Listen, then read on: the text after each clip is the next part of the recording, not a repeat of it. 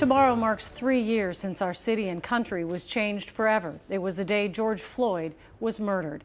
His death sparked a worldwide reckoning of racial justice and also put a spotlight on the Minneapolis Police Department and how they operate. As part of that investigation, there are now new rules the department must follow, including what police can pull you over for.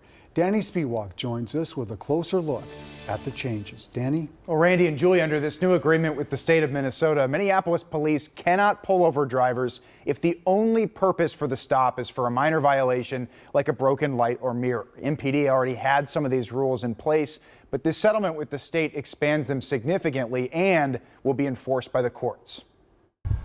The provisions surrounding traffic stops are familiar to me. Activists like Nikema Levy-Armstrong have long made traffic stops one of their top issues. And what the statistics reinforced was the fact that Black people were more likely than their white counterparts to be pulled over for equipment violations. Last year, a Minnesota Department of Human Rights investigation found that 54% of MPD traffic stops from 2017 to 2020 involved Black occupants, despite them making up just 19% of the Minneapolis population.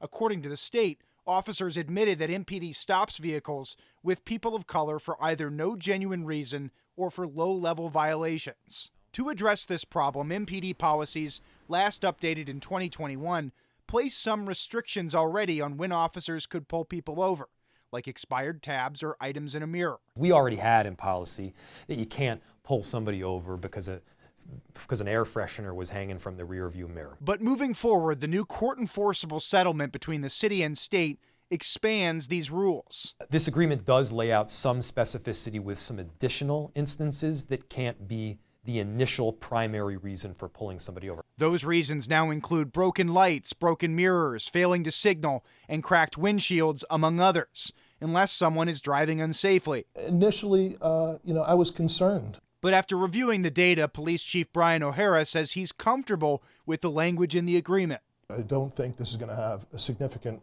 or a real impact on public safety at all. There is still the exception if someone is operating the vehicle in an unsafe manner. The settlement requires MPD officers to consider totality of the circumstances when deciding if an equipment violation is putting public safety at risk. Someone having a broken tail light can cause an issue when they're driving. At the same time, an issue like that shouldn't be weaponized, particularly against Black motorists, which is what we saw happening. So I'm glad that that has now been memorialized in the agreement.